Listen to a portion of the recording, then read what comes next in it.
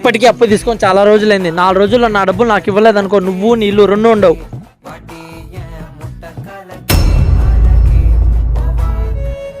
ఏమైంది మామ? ఒక మిడిల్ క్లాస్ వాడికి ఏముంటది మామ? అప్పు తప్ప. ఆ అప్పు కూడా వేదంతా. అన్న మీ డైలాగ్ అప్ తీసుకోండి, దీంతో మొత్తం 110 పడండి. మామ నాకు విషయం అర్థం కాదు. మా నాన్న చేసినప్పుడు నన్ను తీసిపంటారంటరా, ఇప్పుడు నేను అప్పు చేస్తే నా కొడుకు తీరుస్తాడా? వేరే అట్లా మాట్లాడకరా. మన కొడుకులకు మనం ఆస్తి ఇవ్వకపోయినా పర్లేదురా, అప్పులు మాత్రం ఇవ్వకూడదు. అయినా అప్పట్లో మన తల్లిదండ్రులకి ఏం బాధ ఉన్నాయేమో, అప్పు చేశారు. ఆ తప్పు మనం చేయకూడదు. సరే మామ, నేను వెళ్ళొస్తా. మామ ఒక 10,000 డబ్బులు ఇరా. మళ్ళా ఇప్పుడు ఇస్తావరా? నేను కూడా ఇబ్బందులు ఉన్నా మామ. నా కొడుకు తీరుస్తారులేరా. 10 years later. మావా ఏమిలో వచ్చావు? 10,000 అయిపోయింది కదా, నీ పిల్లలంటే 10,000 డబ్బులు ఇస్తారని.